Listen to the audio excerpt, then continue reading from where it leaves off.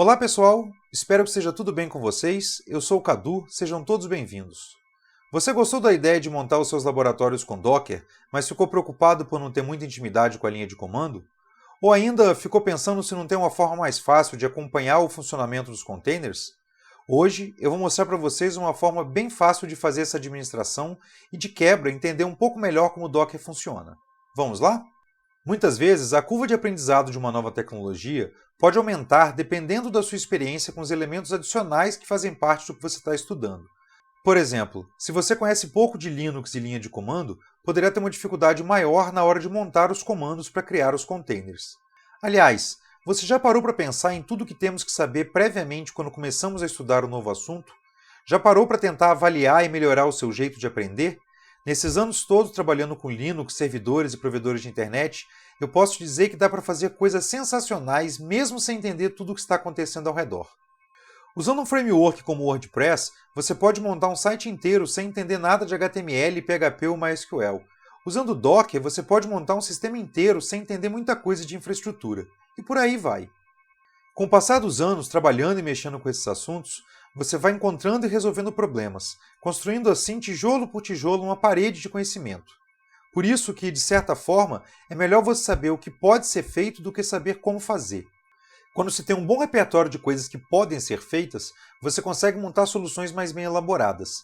E aí, a partir das necessidades, ir atrás do conhecimento que é necessário para fazer.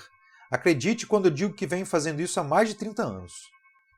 Mas voltando ao assunto do vídeo, você sabe o que é preciso para a gente montar um ambiente de gerenciamento que vai permitir não só acompanhar o container, mas entender melhor as opções do Docker? Se você respondeu criar um novo container, você acertou. Estamos falando do Portainer.io. O Portainer.io é uma ferramenta fantástica que permite monitorar e interagir com Docker simplificando todos os processos. Sua instalação é bem simples, pois assim como o Pi-hole, podemos carregar um container pronto, com tudo o que precisamos. Para quem está estudando, essa talvez seja a maior vantagem dos containers. Você pode rodar muitas coisas sem necessariamente ter que saber como instalar todos os elementos necessários. Vamos acessar a página www.portainer.io e dar uma olhadinha na documentação de instalação. Eu vou escolher Community Edition, New Server, Docker Standalone, Linux. Aqui encontraremos uma explicação detalhada sobre como funciona o Portainer, mas de forma resumida, o que precisamos fazer é criar um volume e criar o container. Vamos executar os comandos. O comando docker volume create vai criar um volume de nome Portainer Data, e esse volume nós vamos atachar no nosso container. Para criar o container, o comando é esse aqui. Então, docker run a gente já sabe que é para rodar o container, "-d" é para desatachar do terminal depois que ele iniciar, "-p" é para expor a porta. Eu estou mudando um pouquinho a porta que está na documentação porque eu não vou usar HTTPS. "-name portainer é o nome do container. Restart always é para sempre iniciar esse container quando a máquina for reiniciada. E aí no "-v" a gente tem dois volumes sendo apresentados para o container.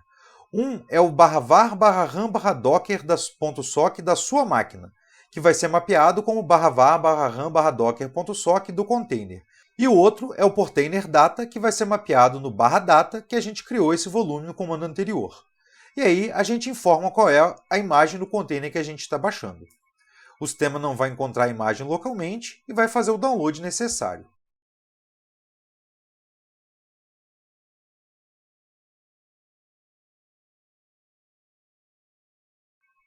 Pronto, o download está concluído e o container já está em execução.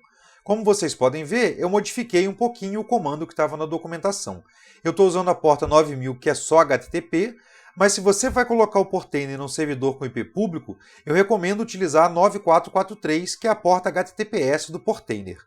E a porta 8000 que ele fala na documentação, você só expõe se você realmente precisar dela e se tiver uma forma de proteger. Agora que o container foi criado, tudo o que a gente precisa é apontar o nosso navegador para 127.0.0.1, 2.9000. A primeira coisa que o sistema vai pedir é para você criar o usuário de administração. Você pode modificar o nome do usuário se quiser e tem que criar uma senha com pelo menos 8 caracteres. Aqui ele também pergunta se pode colher estatísticas anônimas. Você pode marcar ou não essa opção.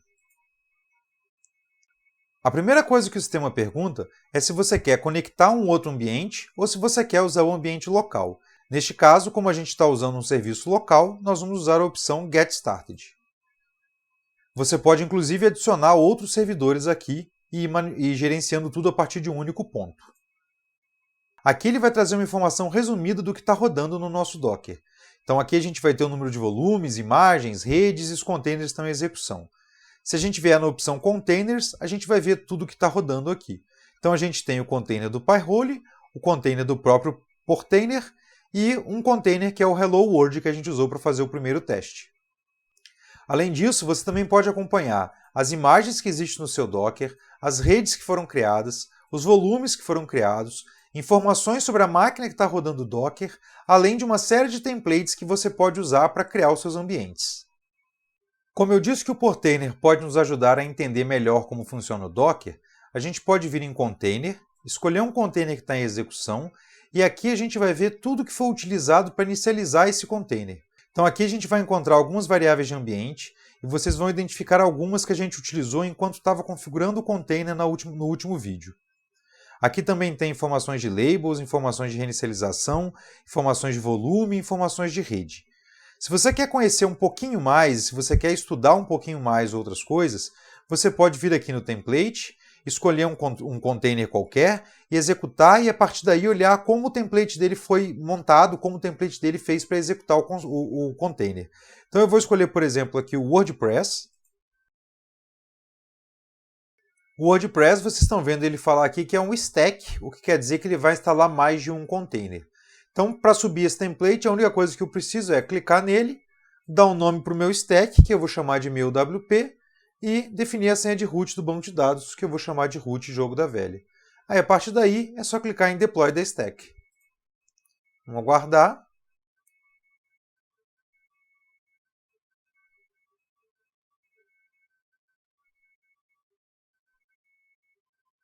O stack foi criado com sucesso. Ele já me trouxe para a página de stacks, só tem o meu stack aqui. Se eu clicar, ele vai me mostrar o que tem dentro do container, o que tem dentro do stack. Se eu vier em Containers, ele vai me mostrar aqui, ó, eu tenho agora o meu WP DB1 e o meu WP WordPress 1. São os dois containers que ele criou. O de baixo tem o Apache rodando o WordPress e o de cima tem o banco de dados rodando o MySQL. A gente vai ver que o do banco de dados não tem nenhuma porta publicada, eles se comunicam internamente pela rede, e o WordPress está publicado na porta 49157. Então, se eu apontar o meu navegador para um 127.0.0.1.49157, ele vai me abrir a página inicial do WordPress de uma instalação nova. Se a gente explorar um pouquinho mais e clicar aqui no container do WordPress, por exemplo, a gente vai ver todas as variáveis de ambiente que ele criou, os labels que ele está utilizando, em que rede que ele está adicionado, o volume que ele está usando, aonde ele está montando esse volume. A gente vai ver informações de reinicialização, a gente consegue ver tudo o que está acontecendo no container. A mesma coisa para o container do banco de dados. A gente consegue ver como ele criou o container, quais foram as variáveis que ele utilizou e tudo mais. Então, você usar os templates, usar os aplicativos que estão prontos, é uma forma de poder estudar mais como funciona e a partir dos exemplos você começa a criar os seus próprios stacks. Mesmo podendo fazer tudo isso a partir do Portainer, eu recomendo que vocês aprendam a fazer a manutenção pela linha de comando.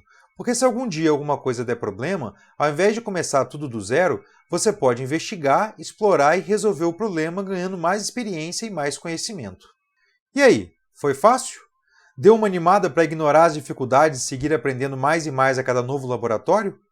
Se ficou alguma dúvida ou se quiser dar sugestões de temas para os próximos vídeos, deixa aqui nos comentários. Não esqueça de curtir e compartilhar. Obrigado e até a próxima!